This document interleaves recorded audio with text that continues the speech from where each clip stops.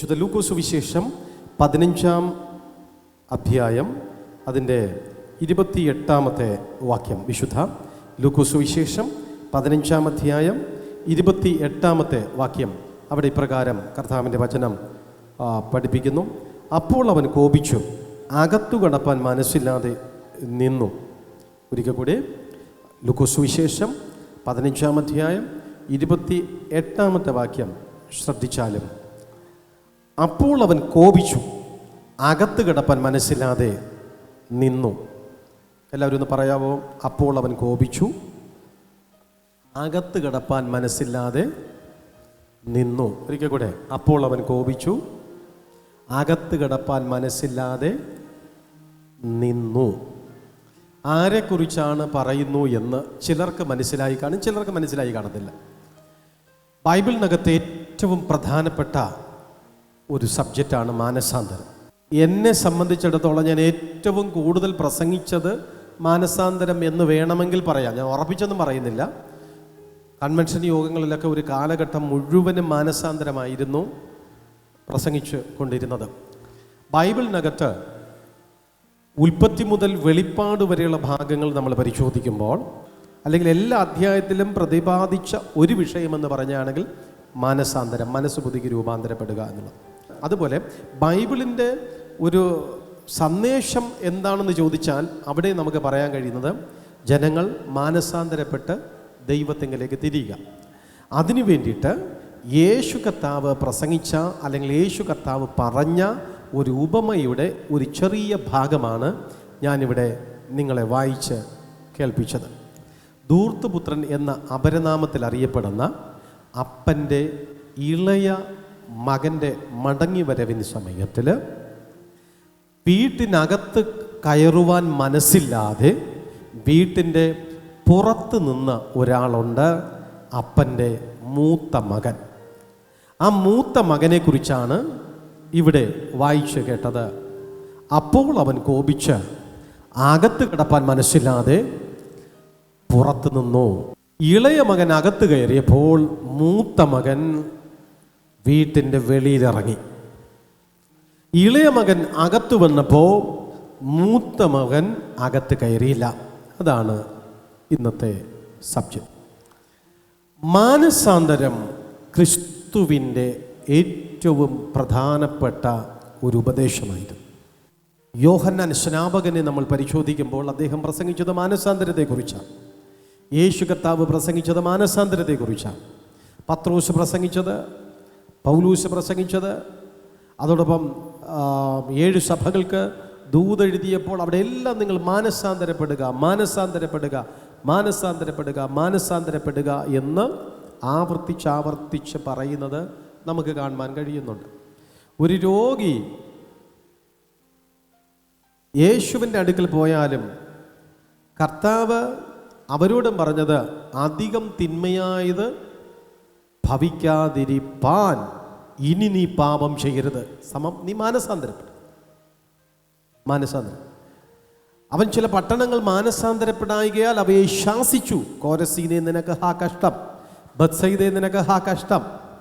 നിന്നിൽ നടന്ന വീര്യപ്രവർത്തികൾ സോരിലും സീദോനിലും നടന്നിരുന്നു എങ്കിൽ അവർ ഇതിനു മുമ്പ് തന്നെ 8-ലും വെണ്ണീരിലും ഇരുന്ന് മാനസാന്തരപ്പെടുമായിരുന്നു. കർത്താവ് അവിടെ എങ്ങനെയാണ് പഠിപ്പിച്ചത്? ഞാൻ വാതിൽക്കൽ നിന്ന് മുട്ടുന്നു, ആരെങ്കിലും എൻ്റെ ശബ്ദം കേട്ട് വാതിൽ തുറന്നാൽ ഞാൻ അവനോടും അവൻ എന്നോടും കൂടെ അത്താഴം കഴിക്കും.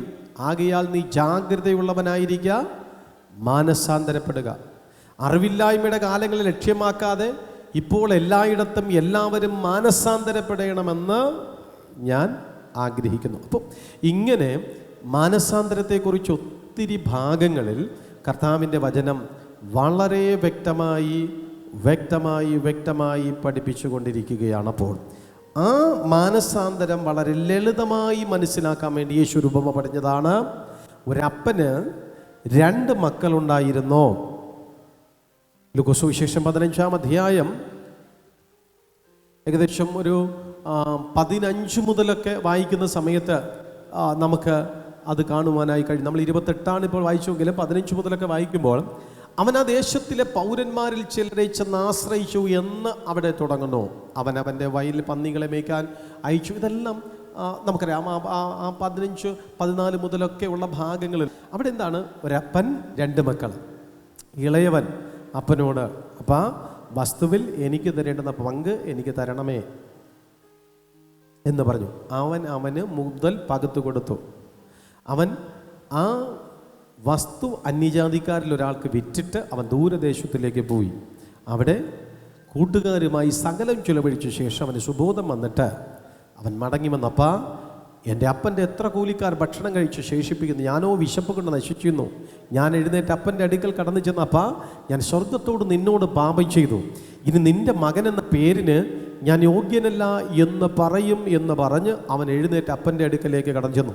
ദൂരത്തു നിന്ന് തന്നെ അപ്പൻ മകനെ കണ്ടിട്ട് അവൻ്റെ കഴുത്ത് കെട്ടിപ്പിടിച്ച് ചുംബനം കൊടുത്ത്, കാലിന് ചെരുപ്പ് കൊടുത്ത്, മോതിരം അവൻ്റെ കൈ കൊടുത്ത്, പുതിയ അങ്കി അവനെ ധരിപ്പിച്ചു, തടിപ്പിച്ച കാളക്കുട്ടിയെ അർപ്പിച്ചു.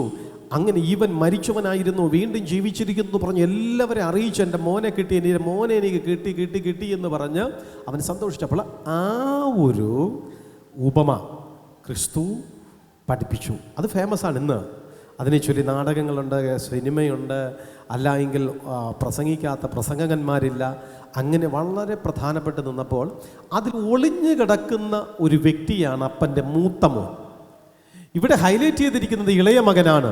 അവനാണ് നശിപ്പിച്ചവൻ, അവനാണ് ദൂരദേശത്ത് പോയത്, അവനാണ് അപ്പൻ്റെ മുതൽ മുഴുവനും നശിപ്പിച്ചത്, അപ്പന് പേരുദോഷമുണ്ടാക്കിയത്, മാനസാന്തരം ഇല്ലാതെ മ്ലേച്ഛമായി ജീവിച്ചവൻ അവനാണ്. എന്നാൽ അവനാണ് തിരിച്ചു വന്നതും അവനാണ് അതിൽ ഏറ്റവും പ്രധാനമായിട്ട് നിൽക്കുന്നത്. പക്ഷേ ശ്രദ്ധിക്കാത്ത ഒരാളാണ് അപ്പൻ്റെ മൂത്ത മകൻ. ഇവന് അപ്പൻ പറയുന്ന അനുസരിച്ച് എല്ലാ ജോലികാര്യാദികളും ഭംഗിയായി ചെയ്ത് രാവിലെ വയലിലേക്ക് പോകും, കൃഷികാര്യാദികളെല്ലാം നോക്കി നടക്കും, ഉച്ചയ്ക്ക് വീട്ടിൽ വന്ന് കഴിക്കും, ഒരല്പം വിശ്രമിക്കും, വീണ്ടും വയലിലേക്ക് പോകും. അങ്ങനെ 24 മണിക്കൂറും അപ്പൻ്റെ ഇഷ്ടങ്ങൾ മാത്രം ചെയ്ത് അപ്പൻ്റേതായിട്ടുള്ള താല്പര്യങ്ങൾക്ക് മാത്രം പ്രാതിനിധ്യം കൊടുത്തുകൊണ്ട് ഈ മകൻ, മൂത്ത മകൻ പോവുകയായിരുന്നു. പെട്ടെന്നൊരു സുപ്രഭാതത്തിലാണ് സകലവും നശിപ്പിച്ചവനെ തിരിച്ചു കിട്ടുന്നത്. അവനിതാ മടങ്ങി വരികയാണ്. അവൻ കൂട്ടുകാരുടെ പുറകെ പോയി അവൻ മടുത്തു. എന്താ, ഒടുവിൽ അവരെല്ലാവരും കൂടി ചതിച്ചു. അവനെ പന്നി മേയ്ക്കുന്ന മാളവരെ കൊണ്ട് കഴിക്കാൻ, അത് പന്നിയുടെ ആഹാരം പോലും കൊടുക്കാത്ത ഒരു സ്ഥിതി വന്നു. ഒടുവിൽ ഇവന്മാരെല്ലാം അവൻ്റെ കാശ് മുഴുവൻ തട്ടിയെടുത്തിട്ട് അവനെ ഉപേക്ഷിച്ചു. അപ്പോൾ അന്ന് മനസ്സിലായി, കൂട്ടുകാരെ വിശ്വസിച്ചാൽ ഇങ്ങനെ ഇരിക്കും, ഈ ലോകത്തിൻ്റെ പിന്നാലെ പോയാൽ ഇങ്ങനെ ഇരിക്കും, എൻ്റെ അപ്പൻ്റെ സ്നേഹത്തിൽ നിന്ന് അകന്നു പോയാൽ ഇങ്ങനെ ഇരിക്കും എന്നൊക്കെ അവന് ബോധ്യം വന്നിട്ട് അവൻ തിരിച്ചു വരികയാണ്. പക്ഷേ ആ തിരിച്ചു വരുന്ന സമയത്തിൽ വയലിലെ ജോലിക്കാരനാണ് മൂത്ത മകൻ, അപ്പൻ്റെ ഇഷ്ടപുത്രനാണ് മൂത്ത മകൻ. അപ്പൻ പറയുന്നത് കൃത്യമായി അനുസരിച്ചു കൊണ്ടിരിക്കുന്ന വ്യക്തിയാണ് മൂത്ത മകൻ. അങ്ങനെ ഈ മൂത്ത മകൻ, സ്തോത്രം, ഇളയ മകൻ വന്നെന്നറിഞ്ഞപ്പോൾ അവന് ദേഷ്യം. ആ ബാക്കി നമ്മൾ ഒരിക്കൽ കൂടി വായിക്കുന്ന സമയത്തിൽ നമുക്ക് കാണാനായിട്ട് കഴിയും. ഭയങ്കരമായിട്ട് അവന് 28 അപ്പോൾ അവൻ കോപിച്ച് അകത്ത് കടപ്പാൻ മനസ്സില്ലാതെ നിന്നോ, അവൻ പുറത്തു വന്ന് അവനോട് അപേക്ഷിച്ചു. 27 മുതലൊക്കെ വായിക്കുമ്പോൾ അവനോട്, നിന്റെ സഹോദരൻ വന്നു, നിന്റെ അപ്പൻ അവനെ സൗഖ്യത്തോടെ കിട്ടിയത് കൊണ്ട് തടിപ്പിച്ച കാളക്കുട്ടി അർത്തു എന്ന് പറഞ്ഞു. അപ്പോൾ അവൻ കോപിച്ചു, അകത്ത് കടപ്പാൻ മനസ്സില്ലാതെന്നോ. അപ്പൻ പുറത്തു വന്ന് അവനോട് അപേക്ഷിച്ചു. അവനോട്, ഇത്ര കാലമായി ഞാൻ നിന്നെ സേവിക്കുന്നു, നിന്റെ കൽപ്പന ഒരിക്കലും ലംഘിച്ചിട്ടില്ല. എന്നാൽ എൻ്റെ ചങ്ങാതികളുമായി ആനന്ദിക്കേണ്ട നീ ഒരിക്കലും എനിക്കൊരാട്ടിൻകുട്ടിയെ തന്നില്ല. വേശ്യമാരോടുകൂടി നിന്റെ മുതൽ തിന്നുകളഞ്ഞ ഈ നിന്റെ മകൻ വന്നപ്പോഴോ തടിപ്പിച്ച കാളക്കുട്ടി അവന് വേണ്ടി അറുത്തുവല്ലോ എന്ന് ഉത്തരം പറഞ്ഞു. അതിലവൻ, മകനെ, നീ എപ്പോഴും എന്നോടുകൂടെ ഇരിക്കുന്നുവല്ലോ, എനിക്കുള്ളതെല്ലാം നിന്റേതാകുന്നു. നിന്റെ ഈ സഹോദരൻ മരിച്ചവനാണ്, വീണ്ടും ജീവിച്ചു, കാണാതെ പോയിരുന്നു, കണ്ടു കിട്ടിയിരുന്നു, ആകയാൽ ആനന്ദ് സന്തോഷിക്കേണ്ടത് ആവശ്യമാണെന്ന് പറഞ്ഞു. സഹോദരങ്ങളെ, ഈ അനുജൻ വന്നുവെന്ന് കണ്ട സമയത്തിൽ മൂത്തവന് വീട്ടിനകത്ത് കയറാൻ യാതൊരുവിധ മനസ്സുമില്ലാണ്ട് അവൻ എന്തു ചെയ്തു? അവൻ വീട്ടിൻ്റെ വെളിയിൽ നിൽക്കുകയാണ്. അപ്പനോട് അവൻ കോപിച്ചപ്പം പറഞ്ഞു, നീ എപ്പോഴും എൻ്റെ കൂടെ ഉള്ളതല്ലേ, ഇതെല്ലാം നിനക്കുള്ളതല്ലേ, ഇവൻ മരിച്ചവനായിരുന്നു, ഇവൻ ഇവനിപ്പോൾ മടങ്ങി വന്നിരിക്കുന്നു, നമ്മൾ ഒരുമിച്ച് സന്തോഷിക്കേണ്ടതല്ലേ എന്നൊക്കെ പറഞ്ഞപ്പോഴത്തേക്ക് അവൻ കുറേ ന്യായങ്ങൾ പറഞ്ഞു. എത്ര കാലം കൊണ്ട് ഞാനിവിടെ നിൽക്കുന്നു, എനിക്കൊരു തടിപ്പിച്ച കാളക്കുട്ടി നീ തന്നിട്ടുണ്ടോ? എത്ര കാലം കൊണ്ട് നീ പറയുന്നതെല്ലാം ഞാൻ അനുസരിക്കുന്നു, എനിക്ക് എന്തെങ്കിലും ഒന്ന് നീ നൽകിയിട്ടുണ്ടോ എന്ന് അപ്പന് ഉത്തരമില്ലാത്ത വിധത്തിൽ, അങ്ങനെ വേണമെങ്കിൽ പറയാം, ഉത്തരം മുട്ടത്തക്ക വിധത്തിൽ അവൻ സംസാരിച്ചു. സ്തോത്രം. സഹോദരങ്ങളെ, ഇവിടെ ഇതാ ഒരുവൻ പാപത്തിൽ നിന്ന്, മ്ലേച്ഛതയിൽ നിന്ന്, ലോകത്തിൽ നിന്ന്, ലോക ഇമ്പത്തിൽ നിന്ന് അവൻ മടങ്ങി വരികയാണ്. മറ്റൊരാൾ മടങ്ങി വന്നതോട് കൂടി പെറുപിറുക്കുവാനായി തുടങ്ങിയിരിക്കുകയാണ്. ഒരു ഭാഗത്ത് ഇവിടെ പെറുപിറുപ്പ് ആരംഭിച്ചു, മറ്റൊരു ഭാഗത്തിൽ മടങ്ങി വരവ് ആരംഭിച്ചു. എല്ലാവരും ഒന്ന് പറഞ്ഞാട്ടെ. ഒരു ഭാഗത്ത് മടങ്ങി വരവ്, മറ്റൊരു ഭാഗത്ത് പെറുപിറുപ്പ്. ഒരിക്കൽ കൂടെ, ഒരു ഭാഗത്ത് മടങ്ങി വരവ്, മറ്റൊരു ഭാഗത്ത് പെറുപിറുപ്പ്. ഒരു വാക്യം കൂടെ നമുക്ക് നോക്കാം. ലൂക്കോസ് സുവിശേഷം 19-ാം അധ്യായം അതിൻ്റെ 7-ാമത്തെ വാക്യം. ലൂക്കോസ് സുവിശേഷം 19:7. കണ്ടവരെല്ലാം അവൻ പാപിയായൊരു മനുഷ്യനോടുകൂടി പാർപ്പാൻ പോയി എന്ന് പറഞ്ഞ് പെറുപെറുത്തു. കണ്ടവരെല്ലാം അവൻ പാപിയായൊരു മനുഷ്യനോടുകൂടെ പാർപ്പാൻ പോയി എന്ന് പറഞ്ഞ് പെറുപെറുത്തു. ഇവിടെ 2 സ്ഥലത്തും എഴുതിയിരിക്കുന്നത് മാനസാന്തരത്തെക്കുറിച്ചാണ്. ഒരു ഭാഗത്തിൽ അപ്പൻ്റെ ഇളയ മകൻ മടങ്ങി വന്നോ, അവൻ്റെ ഒരു മാനസാന്തരത്തെക്കുറിച്ച്. 2-ാമത്തെ ഭാഗത്തിൽ എഴുതിയിരിക്കുന്നത് സക്കായി യേശു കർത്താവ് അവൻ്റെ പേര് വിളിച്ച് കാട്ടത്തിയുടെ മുകളിൽ നിന്ന് താഴേക്ക് ഇറങ്ങി വാ എന്ന് പറഞ്ഞ സമയത്തിൽ ആ വിളി കേട്ട് അവൻ താഴേക്ക് ഇറങ്ങി വന്നു. അവൻ യേശു കർത്താവ് അനുഗമിച്ചു. അല്ലെങ്കിൽ കർത്താവ് പറഞ്ഞു, ഇന്ന് ഞാൻ നിന്റെ വീട്ടിൽ നിന്നോടുകൂടി അത്താഴം കഴിക്കുവാൻ ആഗ്രഹിക്കുന്നു എന്ന് പറഞ്ഞ് അവർ ഒരുമിച്ച് പോയപ്പോൾ കണ്ടു നിന്നവരും കൂടി നിന്നവരും പെറുപെറുത്തു. ഇവിടെ 2 വാക്യങ്ങൾ ഞാനിവിടെ പറഞ്ഞ സമയത്തിൽ 2ഇടത്തും ഒരേപോലെ സംഭവം. 2ഇടത്തും നടന്ന മാനസാന്തരത്തിൽ പെറുപെറുക്കാൻ 2 കൂട്ടരുണ്ടായിരുന്നു. ഇന്ന് എന്നെ ശ്രദ്ധിച്ചുകൊണ്ടിരിക്കുന്ന നീ, എന്നെ കേട്ടുകൊണ്ടിരിക്കുന്ന സഹോദര, എന്നെ കേട്ടുകൊണ്ടിരിക്കുന്ന സഹോദരി, ഒരുപക്ഷെ നീ മാനസാന്തരത്തിൻ്റെ ആദ്യത്തെ പടി ചവിട്ടിയ വ്യക്തിയായിരിക്കാം.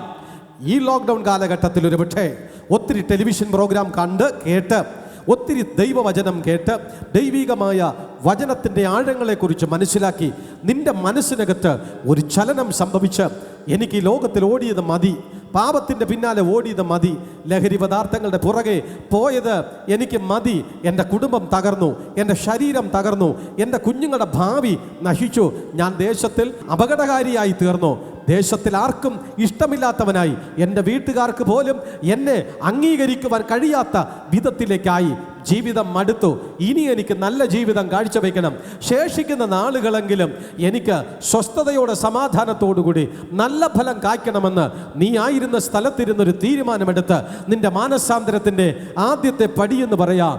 ദൈവത്തെ നിനക്ക് ഭയം വന്നിട്ട്, ദൈവത്തോടുള്ള സ്നേഹം നിനക്ക് വർദ്ധിച്ചിട്ട്, ചില ലഹരി പദാർത്ഥങ്ങൾ നീ ഉപയോഗിക്കുന്നത് കുറച്ചിട്ട്, അല്ലെങ്കിൽ പാപത്തിൻ്റെ അവസ്ഥകൾ പൂർണ്ണമായി മാറ്റുവാൻ തീരുമാനിച്ച്, ഈ ലോകത്തിലുള്ള ഓട്ടങ്ങൾ എല്ലാം അത് ശാശ്വതമല്ല, എന്നിനും അർത്ഥമില്ല, സകലവും മായയാണെന്ന് മനസ്സിലാക്കിയിട്ട്, സ്തോത്രം, ഉള്ളത് കൊണ്ട് തൃപ്തിപ്പെട്ട് സ്വസ്ഥതയാണ്, സമാധാനമാണ് വലുത്, വലിയ ധനവാനായില്ല എങ്കിലും ധനാഠ്യനായില്ല എങ്കിലും സന്തോഷത്തോടെ സമാധാനത്തോടെ ജീവിക്കാൻ കഴിയുന്നതാണ് ഏറ്റവും നല്ലതെന്ന് പറഞ്ഞ് നീ ഒരു തീരുമാനമെടുക്കുവാൻ തുടങ്ങിയിട്ട്, ലഹരി മാറ്റിവെച്ച്, ലോകപ്രകാരമായ ചിന്തകൾ മാറ്റിവെച്ച്, ലോകത്തിൽ നിന്ന് പൂർണ്ണമായി നീ വേർപെടുവാൻ ചിന്തിച്ചിട്ട് 1-ാമത്തെ പടി നീ ചവിട്ടിയെങ്കിൽ നീ കാത് തുറന്ന് ഹൃദയം തുറന്ന് ശ്രദ്ധിച്ച് കേൾക്കാൻ ഒരു പെറുപെറുപ്പ് നീ പ്രതീക്ഷിക്കണം. മാനസാന്തരം എവിടെ സംഭവിച്ചിട്ടുണ്ടോ, മാനസാന്തരം എവിടെ നടന്നിട്ടുണ്ടോ, അവിടെയെല്ലാം ഒരു പെറുപെറുപ്പ് ഉണ്ടായിട്ടുണ്ട്. അപ്പന്റെ ഇളയ മകൻ തിരിച്ചു വന്നപ്പോൾ സന്തോഷിക്കുവാൻ മകയില്ലാത്ത ഒരു മൂത്ത മകൻ അതിനകത്തുണ്ടായിരുന്നു. അത് സക്കായി രൂപാന്തരപ്പെട്ടു എന്ന് അറിഞ്ഞ സമയത്തിൽ ആ പ്രദേശത്തിലേക്ക് പിറുപിറുക്കുവാൻ വേണ്ടിയിട്ട് ഒരു ദേശനിവാസികൾ അവിടെ ഉണ്ടായി എങ്കിൽ, നീ മാനസാന്തരപ്പെടുമ്പോൾ നിനക്കെതിരായി പിറുപിറുക്കാൻ കൊടുക്കാൻ നിന്റെ വീട്ടിനകത്താളുണ്ടായിരിക്കപ്പെടാം. നീ മാനസാന്തരപ്പെടുവാൻ തുടങ്ങുമ്പോൾ നിന്റെ പരിചയക്കാരും സുഹൃത്തുക്കളും എന്ന് പറയുന്ന ചിലരവിടെ ഉണ്ടായിരിക്കുക പിറുപിറുക്കാൻ വേണ്ടിയിട്ട്. ഇന്ന് 2 തീരുമാനത്തിൽ ഒന്നെടുക്കാം. ഒന്നിൽ കാലി വയ്ക്കുമ്പോൾ നിനക്ക് നിരാശ വരും. ഞാൻ നല്ലവനായപ്പോൾ എന്നെ കുറ്റം പറയാൻ കുറെ പേര്, ഞാൻ നല്ല സ്വഭാവക്കാരനായപ്പോൾ എന്നെ അംഗീകരിക്കാൻ മനസ്സില്ലാത്ത കുറെ പേര്, ഞാനൊരു പുതിയ തീരുമാനം എടുത്തപ്പോഴും അതിൽ നിന്ന് എന്നെ പിന്മാറ്റുവാൻ ചിലർ. അതുകൊണ്ട് ഇതിനേക്കാളും നല്ലത് പഴയ ജീവിതമാണെന്ന് പറഞ്ഞ് നിങ്ങൾക്ക് വേണമെങ്കിൽ പിന്മാറ്റത്തിലേക്ക് കടന്നു പോകാം. ഇല്ല, മറ്റൊരു ഭാഗത്ത് മറ്റൊരു തീരുമാനം വേണമെങ്കിൽ എടുക്കാം. ആമേൻ. ദൈവവചനത്തിലും അപ്രകാരം തന്നെയാണല്ലോ. ഞാൻ നന്നാകാൻ തുടങ്ങപ്പെടുമ്പോൾ എന്നെ പുറകിലേക്ക് വലിക്കപ്പെടുന്ന ചില മൂത്ത മക്കളുണ്ടായിരിക്കും. ഞാൻ സൽസ്വഭാവിയാകാൻ തുടങ്ങുമ്പോൾ എന്നെ പുറകിലേക്ക് തള്ളിയിടുവാൻ നോക്കുന്ന ചില സുഹൃത്തുക്കൾ ഉണ്ടായിരിക്കുക. ആകയാൽ ഞാൻ അവരുടെ പ്രലോഭനങ്ങൾക്ക് അടിമപ്പെടത്തില്ല. ഞാൻ അവരുടേതായിട്ടുള്ള അനിഷ്ടങ്ങൾക്ക് ഞാൻ കൂട്ടു നിൽക്കത്തില്ല. അവർക്കത് ഇഷ്ടപ്പെടാണ്ടിരിക്കുക ചെയ്യട്ടെ. എന്നെ വിളിച്ച ഒരു ദൈവമുണ്ട്, എന്നെ സ്നേഹിക്കുന്ന ഒരു ദൈവമുണ്ട്.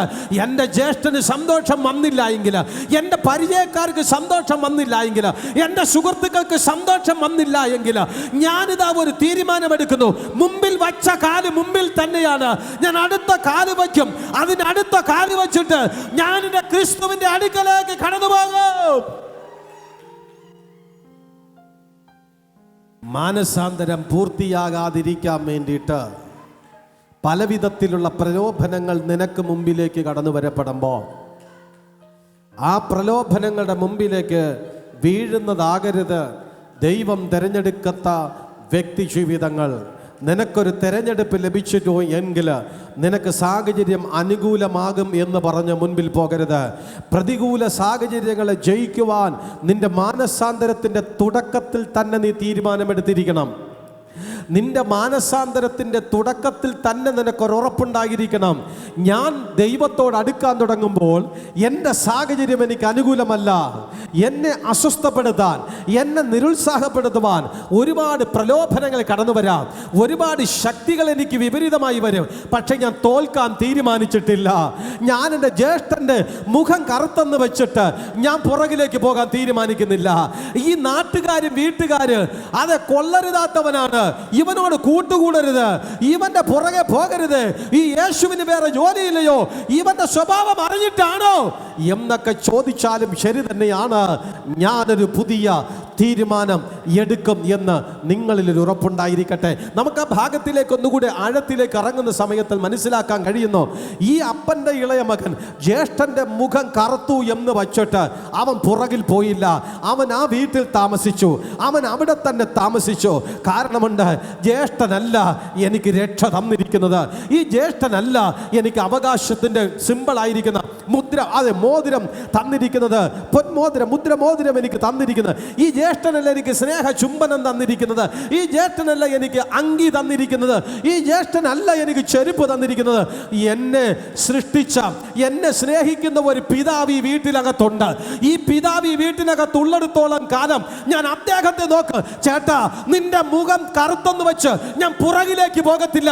ഞാൻ എൻ്റെ അപ്പൻ്റെ കൂടെ ഒരുമിച്ച് സന്തോഷത്തോടെ നിൽക്കുമെന്ന് ഇളയ മകൻ തീരുമാനമെടുത്തത് കൊണ്ട് അപ്പൻ പറഞ്ഞു, ഇവൻ മരിച്ചവനായിരുന്നു, വീണ്ടും ജീവിച്ചു. ഒരു ശാന്തമായ ഒരു തീരുമാനം നിങ്ങളിൽ കടന്നു വരട്ടെ. മനുഷ്യനെ നോക്കി നിങ്ങളുടെ ഭാര്യ ഒന്ന് കുതറിയപ്പോൾ വീണ്ടും പഴയതിലേക്ക് പോകണമെന്ന് തോന്നുന്നു. ഭർത്താവ് ഒന്ന് കുതറിയപ്പോൾ വീണ്ടും നിരാശപ്പെടുവാൻ നീ ചിന്തിക്കുകയാണോ? ഇല്ല. സക്കായിയുടെ നാട്ടുകാർ പിറുപിറുത്തതുപോലെ മറ്റുള്ളവർ നിന്നെക്കുറിച്ച് എന്തൊക്കെയോ അപരാധങ്ങളും അപശ്രുതികളും പറഞ്ഞു എന്ന് വെച്ച് നീ മുൻപിലേക്ക് വെച്ച കാല് പുറകിലേക്ക് വലിക്കുകയാണോ? സക്കായി അവൻ മറ്റുള്ളവരെ നോക്കിയിരുന്നു എങ്കിൽ അന്ന് അവൻ ക്രിസ്തുവിനെയും കൊണ്ട് വീട്ടിൽ പോകത്തില്ല. 19-ാം അധ്യായം നമ്മൾ 1 മുതൽ വായിക്കുന്ന സമയത്തിൽ സക്കായിയുടെ യഥാർത്ഥ സ്വഭാവം അതിനകത്ത് കിടപ്പുണ്ട്. ബൈബിൾ ഇങ്ങനെ എഴുതിയിരിക്കുന്നു, അവൻ യെരിഹോവിലെത്തി കടന്നു പോകുമ്പോൾ ചുങ്കക്കാരിൽ പ്രമാണിയും ധനവാനുമായ സക്കായി എന്നു പേരുള്ള ഒരു പുരുഷൻ യേശു എങ്ങനെയുള്ളവനെന്ന് കാണാൻ ശ്രമിച്ചു. വളർച്ചയിൽ കുറിയവനാകൊണ്ട് അവൻ അടുത്തുള്ള കാട്ടത്തിൽ കയറി യേശുവിനെ കണ്ടു. വളർച്ചയിൽ കുറിയവനാകൊണ്ടും പുരുഷാര നിമിത്തവും യേശുവിനെ അവന് കാണാൻ കഴിഞ്ഞു. പാപിയാണെങ്കിലും മാനസാന്തരപ്പെടാത്തവനാണെങ്കിലും ഉള്ളിനകത്ത് ഒരു കത്തലുണ്ട്, യേശുവിനെ ഒന്ന് കാണണം, യേശുവിനെ ഒന്ന് കാണണം. എന്നാൽ അവൻ ഉള്ളുകൊണ്ട് എപ്പോൾ ക്രിസ്തുവിനെ ആഗ്രഹിച്ചുവോ അത് മനസ്സിലാക്കാൻ കഴിവുള്ള യേശു 4-ാം വാക്യം മുതൽ അവനെ ശ്രദ്ധിക്കാൻ തുടങ്ങി. എന്നാറേ അവൻ മുമ്പോട്ടോടി കാട്ടത്തിന്മേൽ കയറി യേശുവ വഴിയായി വരികയായിരുന്നു. അവൻ ആ സ്ഥലത്തെത്തിയപ്പോൾ മേലോട്ട് നോക്കി, സക്കായിയെ വേഗം ഇറങ്ങി വാ, ഇന്ന് നിന്റെ വീട്ടിൽ ഞാൻ പാർക്കേണ്ടതാകുന്നു എന്ന് പറഞ്ഞു. കണക്ക് കൂട്ടി വന്നതുപോലെ അല്ലേ? വീട്ടിൽ നിന്ന് യേശു ഇന്ന് എനിക്ക് അവിടെ എത്തുമ്പോൾ അവൻ്റെ ഒരുത്തൻ്റെ പേര് വിളിക്കണം, അവൻ അവിടെ കാട്ടത്തിയുടെ മേളിലുണ്ട്, എല്ലാം നേരത്തെ കുട്ടി പ്ലാൻ ചെയ്ത് വന്നതുപോലെ യേശു വന്നു. അവനെ സഹോദരങ്ങളെ തമ്മിൽ കൂട്ടിമുട്ടിയ സ്ഥലം കറക്റ്റായിരുന്നു. സക്കായിയുടെ ഉള്ളിനകത്ത് ആഗ്രഹം വന്നപ്പോൾ അവൻ വെറുതെ ഇരുന്നില്ല. കാട്ടത്തിയാണെങ്കിലും അതിൻ്റെ മേളിൽ ചാടിക്കയറി. യേശു ആ അത്തിയുടെ അടുക്കൽ വന്നപ്പോൾ നിന്നു, സക്കായിയെ വിളിച്ചു. സഹോദരങ്ങളെ, ക്രിസ്തുവിനെ അനുഗമിക്കാൻ നമ്മൾ തുടങ്ങുമ്പോൾ നാട്ടത്തി അന്വേഷിച്ച് നടന്നാൽ കിട്ടത്തില്ല. കാട്ടത്തിയിൽ മുള്ളുകളൊക്കെ ഉണ്ടെന്നൊക്കെയാണ് പണ്ഡിതന്മാർ പറയുന്നത്. പക്ഷേ മുള്ളാണെങ്കിലും മുറുകെ പിടിക്കുക എന്ന് പറയുന്നത് പോലെ തന്നെ സക്കായിക്ക് യേശു ക്രിസ്തുവിനെ കാണണം. മടുത്തു. എന്താ മടുത്തത്? അവൻ ആ ദേശത്തിലെ ഏറ്റവും വലിയ കുഴപ്പക്കാരനാണ്. അവൻ ആ ദേശത്തിലെ ഏറ്റവും വലിയ പ്രശ്നക്കാരൻ. മടുത്തു. ആകയാൽ ആ സമയത്തിൽ അവൻ ആ മുള്ളു നോക്കാതെ ചാടിക്കയറി. സഹോദരങ്ങളെ, അതുകൊണ്ട് അവൻ അന്ന് യേശുവിനെ കണ്ടെത്തി. ക്രിസ്തുവിനെ നമ്മൾ കാണാൻ നമ്മുടെ ഇഷ്ടമനുസരിച്ച് നോക്കിയാൽ നമുക്ക് കിട്ടത്തില്ല. നമുക്ക് വേണമെങ്കിൽ പറയാം, ഈ കാട്ടത്തീരെ മേളിൽ നിന്ന് എനിക്ക് കയറാനൊന്നും വയ്യ, എനിക്ക് നല്ല നാട്ടത്തി സാഹചര്യങ്ങളൊക്കെ അനുകൂലമായി വരികയാണെങ്കിൽ ഞാൻ കയറാം എന്നൊക്കെ വേണമെങ്കിൽ പറഞ്ഞുകൊണ്ട് ഇരിക്കുന്നു എങ്കിൽ ഒക്കെ അവന് കാണാൻ പറ്റത്തില്ലാന്നേ. നമുക്കിച്ചിരി ക്രിസ്തുവിനെ കണ്ടെത്താൻ ഇച്ചിരി ബുദ്ധിമുട്ടുണ്ട്, ഇച്ചിരി ത്യാഗം അനുഭവിക്കേണ്ടി വരും, ഇച്ചിരി പ്രയാസം അനുഭവിക്കേണ്ടി വരും. ഞാൻ ഒറ്റ വാക്കിൽ പറയും, ഇച്ചിരി റിസ്ക് എടുക്കേണ്ടി വരും. ഇച്ചിരി റിസ്ക് എടുത്താലും ക്രിസ്തുവും നീയും മുഖാമുഖമായാൽ നിന്റെ സ്ഥിതിഗതികൾക്ക് മാറ്റം സംഭവിക്കും, നിങ്ങളുടെ അവസ്ഥകൾക്ക് വ്യത്യാസം സംഭവിക്കും. എന്നെ ശ്രദ്ധിക്കുന്ന പ്രിയ സഹോദരങ്ങളെ, ഒരുപക്ഷെ റിസ്ക് എടുക്കാൻ വയ്യ എന്ന് പറഞ്ഞ് അകന്നകന്ന് പൊയ്ക്കൊണ്ടിരിക്കുന്നുവെങ്കിൽ ഇച്ചിരി റിസ്ക് എടുക്കണം. യേശുവിനെ കാണാൻ, യേശുവിനെ കാണാൻ റിസ്ക് എടുക്കണം, റിസ്ക് എടുക്കണം. അതിൻ്റെ 6-ാം വാക്യത്തിലേക്ക് കടക്കുന്ന സമയത്തിലേക്ക് അതെ അവൻ ബന്ധപ്പെട്ടിറങ്ങി സന്തോഷത്തോടെ കൈക്കൊള്ളുക മാത്രമല്ല സന്തോഷത. അവൻ മനസ്സ് എപ്രകാരമായിരുന്നു? സന്തോഷത്തോടെ. ക്രിസ്തുവിനെ കൈക്കൊള്ളുന്ന വ്യക്തിയുടെ മനസ്സ് വളരെ പ്രധാനപ്പെട്ട ഒരു ഭാഗമാണ്. 7-ാം വാക്യത്തിലേക്ക് കടക്കുമ്പോഴാണ് അവിടെ ഇങ്ങനെ എഴുതിയിരിക്കുന്നത്, കണ്ടവരെല്ലാം അവൻ പാപിയായ ഒരു മനുഷ്യനോടുകൂടെ പാർപ്പാൻ പോയി എന്ന് പറഞ്ഞ് എന്ത് ചെയ്തു? പെറുപെറുത്തു. എല്ലാവരും പറഞ്ഞു, ഇവൻ പാപിയായ ഒരു മനുഷ്യൻ്റെ കൂടെ പോയി ഞാൻ പാർത്തു. സക്കായിയോ നിന്ന് കർത്താവിനോട്. അപ്പോൾ ഒരു സൈഡിൽ പെറുപെറുപ്പ്, സക്കായി നിന്നു. എനിക്ക് തോന്നുന്നു നമ്മളെ കൊണ്ടൊന്നും പറ്റത്തില്ല. ഈ അമ്മരെല്ലാവരും കൂടെ നമ്മളായിട്ട് കുറ്റം പറഞ്ഞു. നമ്മളെന്ത് ചെയ്യും? നമ്മളിവിടെ നിൽക്കാതിരിക്കണതാണ് നല്ലത്, നമുക്കങ്ങ് ഒഴിഞ്ഞു പോകാം അല്ലേ? ബൈബിൾ എഴുതിയിരിക്കുന്നു സക്കായി, 8-ാം വാക്യത്തിൽ എഴുതിയിരിക്കുന്നു സക്കായിയോ നിന്നു. നിന്നു. സക്കായി നിന്നു.